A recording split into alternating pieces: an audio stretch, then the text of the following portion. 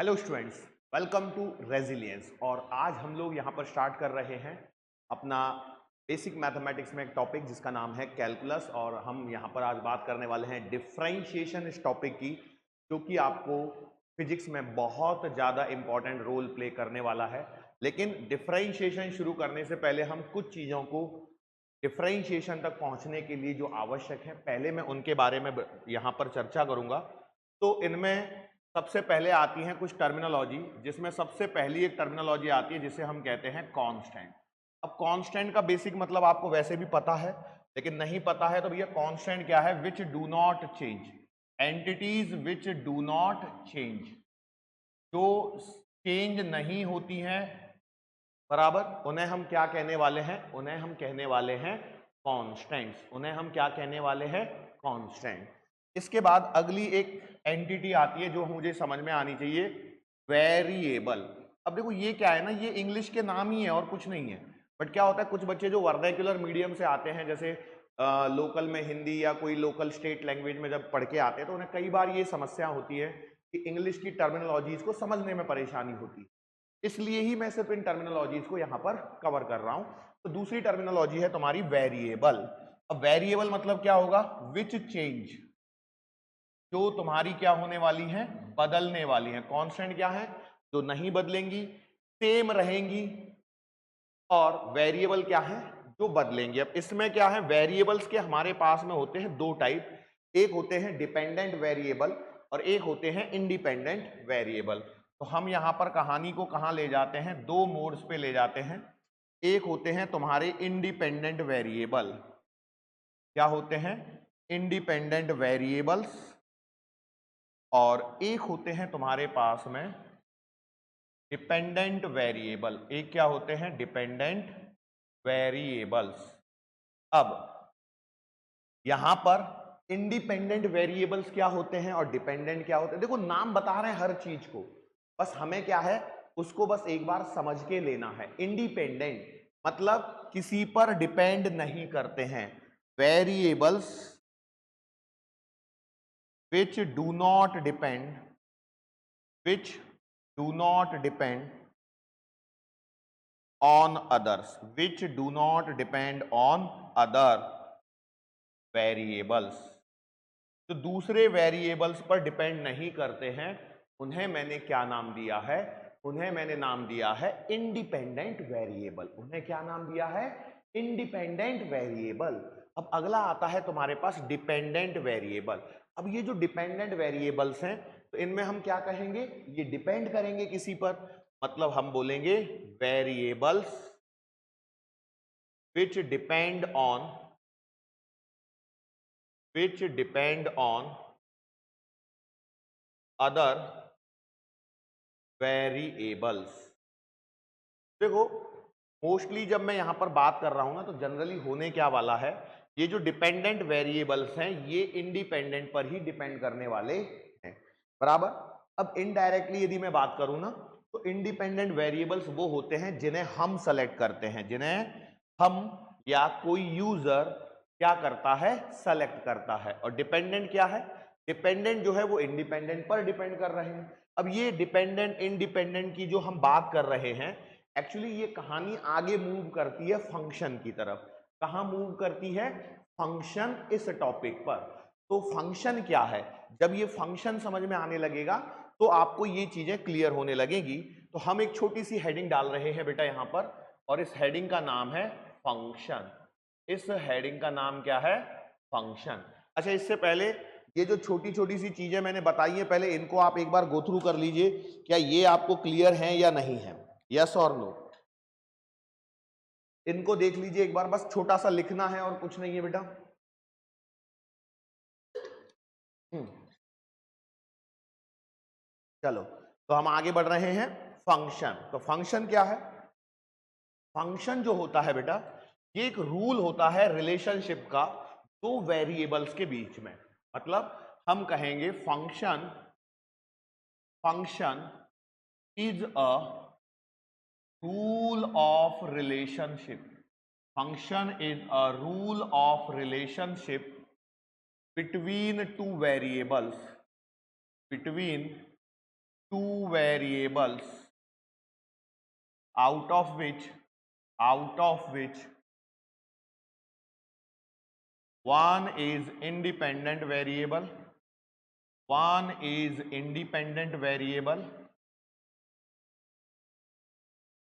and other is dependent variable,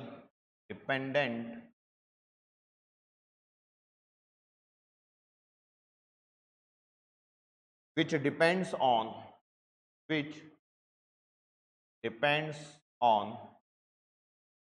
independent variable. अब देखो ये क्या है ना, ये भाषा है, लैंग्वेज है, तो इसमें कई बार हमें ऐसे लगता है कि पता नहीं क्या लिखा है, कई बार हमें ऐसा लगता है पता नहीं यहाँ पे क्या चीजें लिखी हुई है, ये क्या इतनी कॉम्प्लिकेटेड लैंग्वेज है सर, कैसे समझेंगे, कैसे याद होगा। ये कोई याद नहीं करना है। आप सोच रहे हो कि मुझे इसको कहीं याद करना है, नहीं, ऐसा कुछ भी नहीं है। हमें बस इसे एक बार समझ के लेना है और उसका एप्लीकेशन वाला पार्ट हमारे काम का है। जैसे अब देखो इसको समझना है ना, तो मैं एक एग्जांपल देता हूं। मैं यदि बोलूं एरिया ऑफ सर्कल का यदि मैं आपसे पूछूं फॉर्मूला, तो आप बताओ क्या बताओगे? आप बोलोगे sir ji area of circle आएगा ए बराबर पाई आर स्क्वायर। बोलो क्या आप एरिया ऑफ सर्कल को यही बोलोगे क्या? आपने बोला हाँ। अब यहां पर थोड़ा सा इसको समझो, यदि मैं r की वैल्यू 1 कर दूं तो एरिया की वैल्यू कितनी आएगी? पाई। यदि मैं r की वैल्यू 2 कर दूं तो अब एरिया की वैल्यू कितनी आएगी? 4 पाई।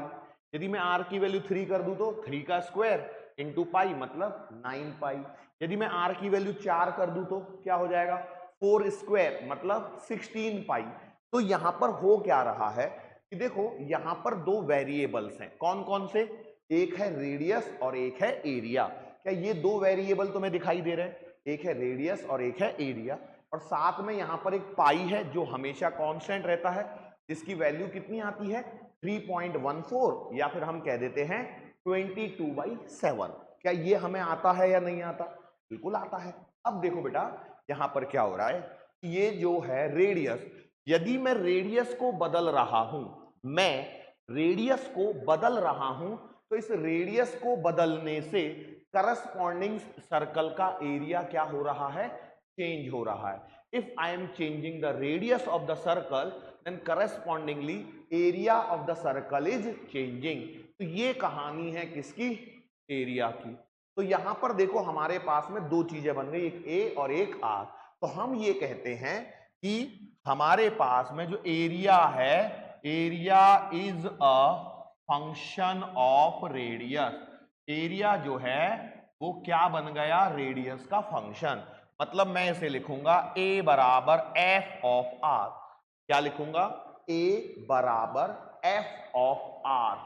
मतलब एरिया को मैंने बनाया रेडियस का फंक्शन, और जब मैंने फंक्शन बनाया तो मेरा रूल बन गया पाई, देखो इसे कैपिटल आर लिख लो यहां पे, ये बन गया पाई आर स्क्वायर। क्या बन गया? पाई आर स्क्वायर। इतना क्लियर है क्या? बोलो भाई, इतना क्लियर है क्या? यस। तो अब ये बेसिक सी कहानी है फंक्शन की। इतनी कहानी समझ में आ रही है या ये तुम्हें बाउंसर लग रही है? इतना मुझे बता दो तो हम आगे बढ़ सकते हैं। बिल्कुल छोटा सा टॉपिक मैंने कवर किया है, फंक्शन। छोटा सा टॉपिक हमने कवर किया है, फंक्शन। ठीक है, चलो अब जैसे हमारे पास में कुछ और एग्जाम्पल ले लेते हैं। जैसे हमने बोला इसी को ही एग्जाम्पल को कंसीडर करते हैं। Consider if area of circle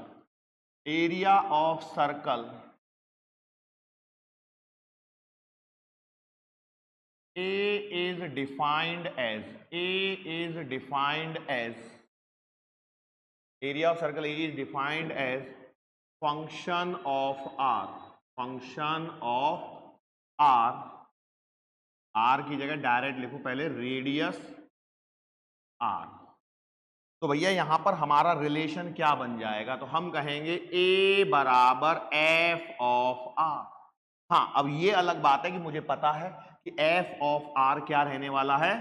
area बराबर है पाई आर स्क्वायर। ये हमें बेसिक चीजें हैं। जो हमें पता है। बोलो यस और नो। मतलब इस प्रकार से हमें फंक्शन को क्या करना है, डिफाइन। अब यहां पर देखो क्या हो रहा है, इन दोनों को क्यूमुलेटिवली यदि मैं देखूं तो a बराबर बन रहा है f ऑफ r बराबर बन रहा है पाई आर स्क्वायर। अब इसकी कहानी देखो क्या है, आगे समझो। अब ये तो मेरे पास रिलेशन आ गया। अब हमारे पास में यदि f ऑफ r बराबर पाई आर स्क्वायर है और मुझसे बोला जाए कि r बराबर 1 पर रेडियस फाइंड करनी है, अब मुझसे बोला जाए find radius if r equal to 1, radius find करनी है यदि r बराबर क्या है, 1 है। तो बेसिकली मैं क्या बोलूंगा कि हम लिखेंगे f ऑफ 1 बराबर पाई इंटू 1 का स्क्वायर, मतलब आ गया पाई। अब देखो मैं इसकी यूनिट वगैरह में नहीं जा रहा हूं, मैं सिर्फ और सिर्फ यहां पर फंक्शन का एक्सप्लेनेशन दे रहा हूं, फंक्शन मुझे समझाना है, ठीक है। तो f ऑफ 1 मतलब देखो r की जगह 1 पुट कर दिया तो ये हो गया f ऑफ 1। यदि मैं यहां पर मैं तुमसे बोलूं कि फाइंड सॉरी देखो यहां पे थोड़ी सी गलती हो गई, रेडियस लिख दिया, यहां होना चाहिए था find area if r equal to 1। मैं बोलूं फिर से find area if r equal to 2, तो अब क्या लिखेंगे, तो अब हम लिखेंगे f ऑफ 2 बराबर आएगा पाई और 2 का स्क्वायर, मतलब पाई इंटू 4, तो आंसर आ गया 4 पाई। इतना बेसिक समझ में आया या नहीं आया, बोलो। अब देखो ये क्यों जरूरी है, कि इसलिए जरूरी है कि जब हम आगे डिफरेंशिएशन और इंटीग्रेशन करेंगे तो कई बार हम कहेंगे कि ये x का फंक्शन है, तो हमें समझ में आना चाहिए कि भाई x का फंक्शन यदि मैं कह रहा हूं तो हमारे पास में क्या कहानी बन के आ रही है, कि हमारे पास में एक इक्वेशन बन के आ रही है, एक रिलेशनशिप बन के आ रहा है, जहां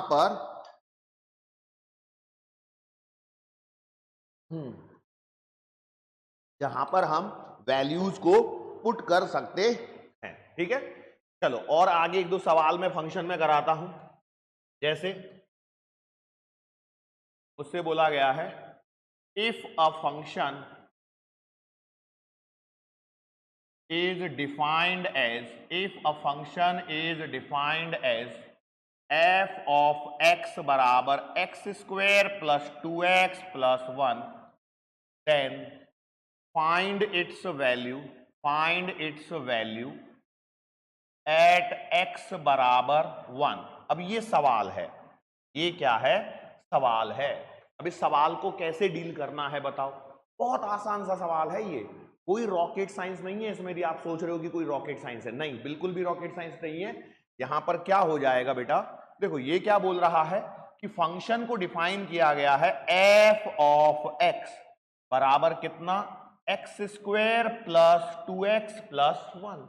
तो ये x है, तो ये है, तो मुझसे क्या पूछा है, एट x बराबर 1। मुझसे कहां पूछा है बेटा, x बराबर 1, अर्थात मैं क्या करूंगा, मैं x की जगह पुट कर दूंगा 1, f ऑफ 1।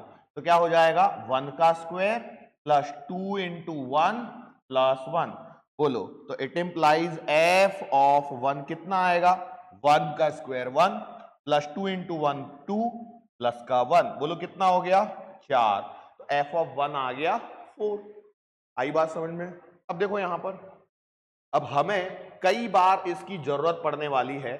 जैसे मान लो मैं पूछूं यहां पर इफ f ऑफ x बराबर है x square plus 2x plus 1, और मैं बोलूं find f of x minus 1 and f of x plus 1, तो क्या तुम इस सवाल को कर सकते हो या नहीं कर सकते। देखो ये बहुत ही बेसिक सवाल हैं, लेकिन इनकी हमें जरूरत पड़ने वाली है आगे चल के। तब एकदम से मुंह नहीं ताकना है, और सर ये क्या कर दिया, कुछ नहीं। देखो मैंने क्या बोला है, इफ f ऑफ x ये आपको गिवन है, बराबर है, गिवन है क्या, और उसने क्या बोला f ऑफ x माइनस 1 पता करना है। मतलब मैं क्या करूंगा, जहां पर x लिखा है उसकी जगह पर क्या लिख दूंगा, x माइनस 1। क्या लिख दूंगा, x माइनस 1, और जो 1 है उसे एज इट इज छोड़ दूंगा। तो बोलो क्या हो जाएगा बेटा, इसको करेंगे स्क्वायर तो ये आएगा x का स्क्वायर माइनस 2x और प्लस 1 इसको आगे सॉल्व करेंगे तो ये आएगा 2x माइनस 2 प्लस 1। बोलो कितना आ जाएगा इसको सॉल्व करेंगे, x square minus 2x plus 2x cancel out, तो क्या बचेगा 1 प्लस 2, ये भी कैंसिल, तो ये आंसर आ गया एक्स। बस खत्म सवाल। देखो x की जगह x माइनस 1 रखने का क्या परिणाम हो गया, ये सब कैंसिल आउट हो गए, सिर्फ एक्स स्क्वायर बच गया। लेकिन यही मुझसे बोला होता f ऑफ x प्लस 1, तो मैं क्या करता, इसकी जगह x प्लस 1 रख देता। तो मेरे पास x प्लस 1 रखने पर क्या बनेगा, देखो बेटा a प्लस बी का होल स्क्वायर, ब्रैकेट ओपन करना आपको आना चाहिए, ये आएगा x square plus 2x plus 1 plus 2x plus 2 plus 1। बोलो कितना आ जाएगा, तो ये आएगा x square plus 2x 4x plus 1 plus 2 plus 1, तो ये आ गया 4। ये तुम्हारे पास आंसर आ गया f ऑफ x प्लस 1 का। इस तरह के बेसिक सवाल हमें आते हैं। अब इस पूरी कहानी में देखो क्या हो रहा है। इस पूरी कहानी में ये जो फंक्शन बन रहे हैं, यहां पर कौन सी ऐसी चीज है जो बदल नहीं रही है, कौन बताओ। तो आप बोलोगे सर देखो यहां पर ध्यान दो, ये हमारे पास में एक फंक्शन का रिलेशनशिप था, मतलब ये मेरे पास में एक इक्वेशन थी, इसमें ये जो 1 है, क्या मेरा ये 1 बदल रहा है, देखो 1 अपनी जगह एज इट इज है ना, बिल्कुल 1 को छेड़ा क्या मैंने, नहीं। जब मैं यहां पर पुट कर रहा हूं तो देखो x की जगह पर x माइनस 1 रिप्लेस हुआ, x की जगह पर x प्लस 1 रिप्लेस किया, देखो यहां पर किया कि नहीं किया x माइनस 1, लेकिन इसमें जो 1 है ये मेरा एज इट इज है, इसको मैं नहीं छेड़ रहा हूं, तो यही तुम्हारा क्या है, कांस्टेंट, यही तुम्हारा क्या है, कांस्टेंट। अब दूसरी कहानी कौन सी थी, वेरिएबल्स की। तो मैं किसे बदल रहा हूं, x को बदल रहा हूं, मैं किसे बदल रहा हूं, x को रिप्लेस कर पा रहा हूं, x की जगह मैं कुछ भी लिख सकता हूं, तो वो मेरा वेरिएबल हो गया। और कौन कर रहा है, मैं कर रहा हूं, इसलिए ये है इंडिपेंडेंट वेरिएबल। तो सर डिपेंडेंट कौन सा है, तो अब देखो डिपेंडेंट के लिए पीछे आ जाओ थोड़ा सा। अब देखो डिपेंडेंट में कहानी क्या हो रही है, देखो मेरे पास में क्या था, find area if r equal to 1, मतलब देखो यहां पर क्वेश्चन क्या था, if area of circle a is defined as a function of radius r। तो देखो r को मैं बदल रहा हूं और r के बदलने से a बदल रहा है, तो r है तुम्हारा इंडिपेंडेंट वेरिएबल और a है तुम्हारा डिपेंडेंट वेरिएबल। और ये पूरी कहानी कंबाइनली किसके अंडर आती है, फंक्शन के अंडर आती है। और ये फंक्शन इंपॉर्टेंट रोल प्ले करता है आपको डिफरेंशिएशन की बुनियाद को समझने के लिए। मतलब हमने क्या किया, हमने सीखा है फंक्शन को जो कि डिफरेंशिएशन की क्या है, बुनियाद। हम एक दो सवाल और कर सकते हैं, जैसे मान लो हमारे पास में इफ f ऑफ x बराबर मेरे पास लिखा है x square minus 4x plus 5, और फिर मैं पूछूं then find f of t plus 1, तो क्या हो जाएगा बताओ जरा सोच के, कुछ नहीं, बस इसकी जगह t रखेंगे। तो यहां पर देखो गिवन क्या है, गिवन है तुम्हारा f ऑफ x बराबर x square minus 4x plus 5, और तुम्हें फाइंड क्या करना है, Therefore f of t plus 1, अर्थात x की जगह मुझे रखना है t प्लस 1 का whole square minus 4 times t plus 1 और प्लस का पुट कर दीजिए, क्या हो जाएगा, ये हो जाएगा t square plus 2t plus 1। a plus b का होल स्क्वायर ओपन करना सबको आता होगा, यही मैंने किया है, माइनस ये आएगा 4t माइनस 4 प्लस का 5। चलो अब इसको यदि मैं आगे सॉल्व करूं तो क्या हो जाएगा, ध्यान से देखना, ये तो रहेगा तुम्हारा टी स्क्वायर, ये 2t है प्लस में और ये माइनस 4t है, तो क्या बचेगा माइनस का 2t। और आगे देखो प्लस 1 माइनस 4 प्लस 5 कितना बचेगा, बोलो 6, 1 प्लस 5 6 माइनस 4, ये आएगा प्लस का 2। ये इक्वेशन अब देखो t के फॉर्म में इस प्रकार आ रही है यदि t प्लस 1 निकाल रहे हैं।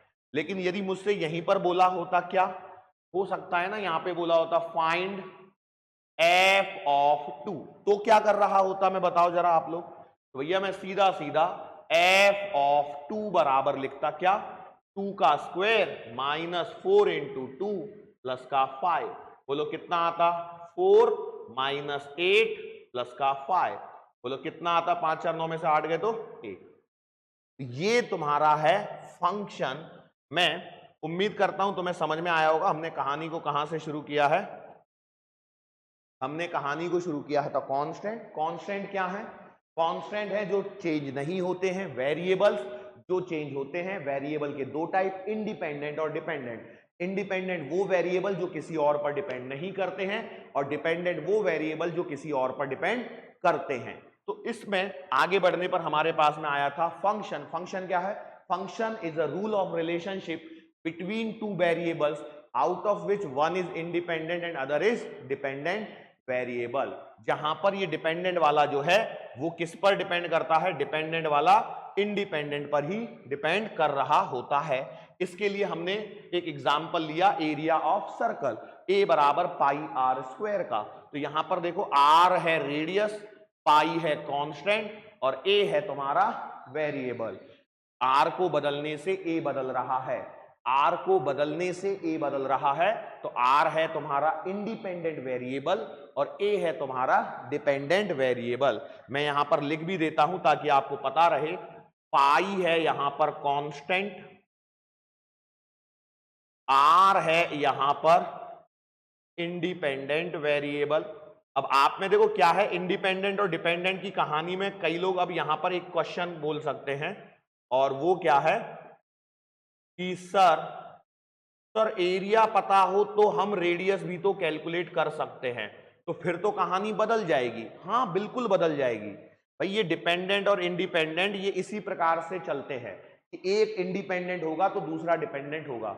एक जो हमारे हाथ में है, जिसे हम चेंज कर सकते हैं, उसे हम इंडिपेंडेंट कह रहे हैं। और हमारे किसी वेरिएबल को चेंज करने से जो चेंज आ रहा है, जिसे हम फाइंड करना चाहते हैं, उसे हम डिपेंडेंट वेरिएबल कह रहे हैं। क्योंकि देखो ये डाउट मन में आना लाजमी है, क्योंकि हो सकता है देखो अभी हम ऑनलाइन में हैं, आप मुझसे ये सवाल नहीं पूछ पाओगे, लेकिन कहीं ना कहीं आपके मन में ये सवाल आ सकता है कि सर यदि मुझे एरिया पता हो तो मैं रेडियस निकाल सकता हूं, फिर तो ये गलत हो गया ना सर। नहीं, हाँ बिल्कुल भाई, हम क्या कह रहे हैं कि इंडिपेंडेंट वो जो हमारे हाथ में है और डिपेंडेंट वो जिसे हम फाइंड करना चाहते हैं। ये कहानी है वेरिएबल्स की, ये कहानी है पूरी फंक्शन की, जिस पर मैंने कुछ अभी आपको एग्जांपल्स के जरिए समझाने की कोशिश करी कि एग्जैक्टली हमें क्या करना होता है। देखो लगभग 15-20 मिनट का ये लेक्चर हुआ है, छोटा सा ही लेक्चर है, पर इससे आपका फंक्शन का जो कॉन्सेप्ट है वो क्लियर होगा। और इस फंक्शन को कवर करने के बाद, ये कवर हो गया है, इसके बाद हम लोग जो अगला लेक्चर हम लेंगे वो होगा तुम्हारा डिफरेंशिएशन का लेक्चर। ठीक है, अगला लेक्चर क्या होगा, डिफरेंशिएशन का लेक्चर। तो आज के लेक्चर को हम यहीं पर रोक रहे हैं, और आज के लिए बेटा थैंक यू। चैनल को लाइक शेयर और सब्सक्राइब करते रहिए, इससे हमें एक मोटिवेशन मिलता है आप तक नई नई इंफॉर्मेशन, नया कंटेंट आप तक लेकर के आने के लिए। ये एक जस्ट शुरुआत है, धीरे धीरे यहाँ पर आपको और भी कंटेंट मिलेगा। और यदि आप और कंटेंट एक्सेस करना चाहते हैं तो आप रेजिलियंस का ऐप डाउनलोड कीजिए, डिस्क्रिप्शन में आपको लिंक मिलेगी, और वहाँ पर आपको और भी बहुत सारे फ्री नोट्स, कुछ फ्री पेपर्स एटसेट्रा, बहुत सारी चीजें वहां पर अवेलेबल हैं। तो